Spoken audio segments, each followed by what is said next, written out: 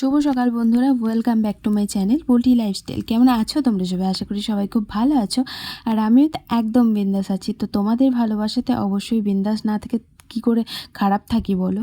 তো জীবনে যাই হয়ে যাক না কেন, সবসময়তে বিন্দাস থাকারই চেষ্টা করো, সবাইকে এটা বলি। কারণ কি বলো তো, তোমার খুশিটা তোমাকেই দেখতে হবে। কেউ কিন্তু এসে বলবে না যে তুমি খারাপ আছো। তো কেউ জিজ্ঞাসা করবে না। সবসময়তে সবারই দুঃখ থাকলে কিন্তু তোমাকে পিন করবে, কিন্তু কোনোদিন কেউ বলবে না যে কিসের জন্য তোমার দুঃখ হচ্ছে। সংসারের জন্য এত করি, তারপরও মানুষের কাছে, মানে কিছু কিছু মানুষের কাছে কোনোদিনই নাম পাওয়া যায় না। সেটা নিজের লোকই বলো আর পরের লোকই বলো। তো সবসময়তেই চেষ্টা করি নিজে না কেউ সবাইকে খাইয়ে ভালো রাখার।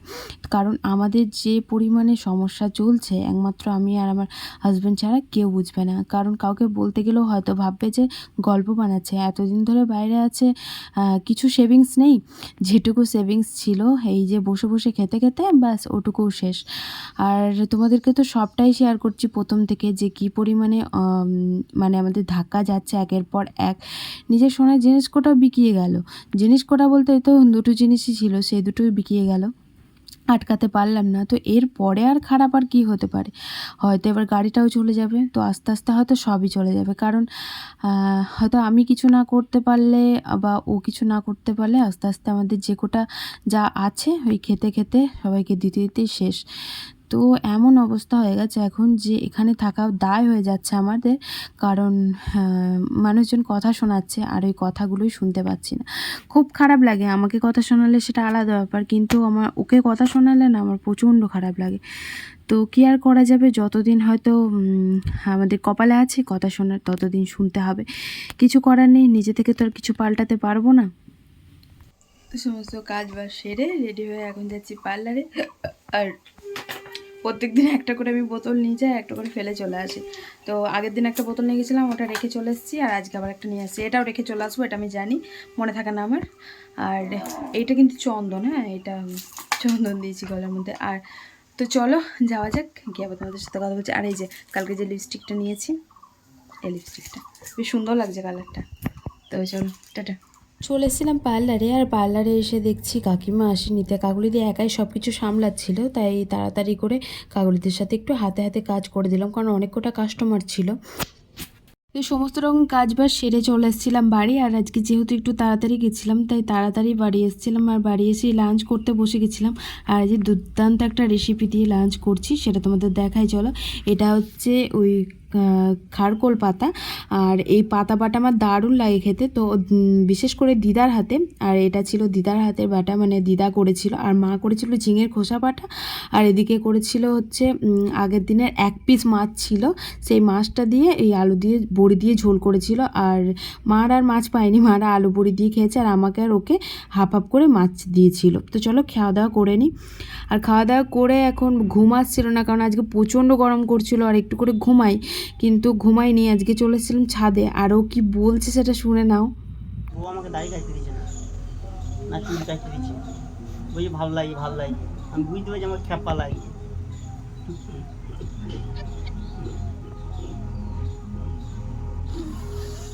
তোমার কাজে যদি কেউ তোমাকে হেল্প করে কতটা ভালো লাগে বলো? সেরকম হচ্ছে আমার বর। তো আজকে আমার সারাদিনে খুব খাটনি হয়েছে, তার জন্য আর কি এই যে দেখো শেষমেশ এই যে ও আমাকে একটুখানি হেল্প করে দিয়েছে। কারণ আজকে না আমি বিছানা চাদর টাদর সব কেচেছি। আর কেচেছি বলতে আমি ওই 12টার জলে কেচেছি, কারণ যেহেতু তাড়াতাড়ি বাড়ি চলে এসেছিলাম তোমাদেরকে বললাম। আর ও এখন বাড়িতে ওয়ারগুলো পরিয়ে দিচ্ছে।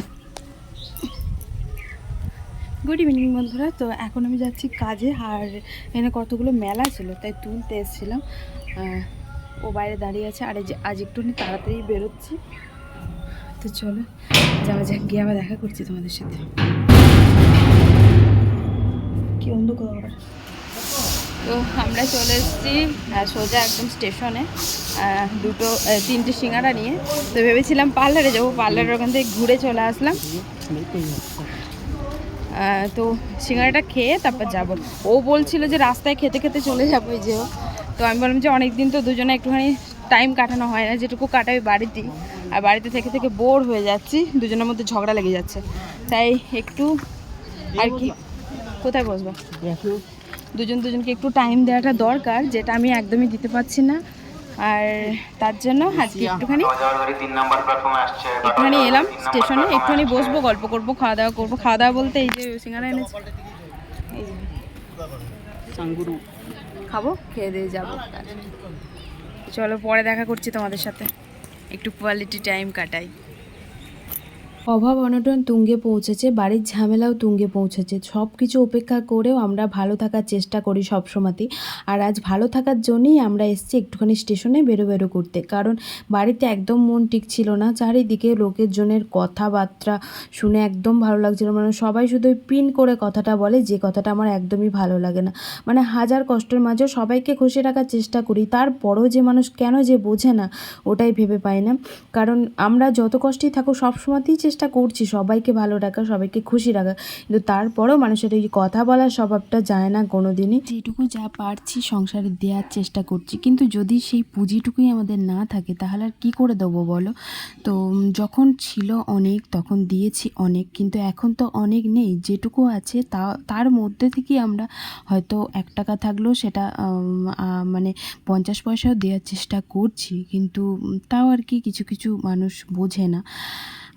কী আর করা যাবে, যারা বোঝে না তাদের জন্য আর কিছু বলার নেই, কারণ হয়তো দোষটা আমাদেরই সব কিছু, কারণ মাথা পেতে সব কিছু সহ্য করার দায়িত্ব আমি আর ও নিয়ে নিয়েছি।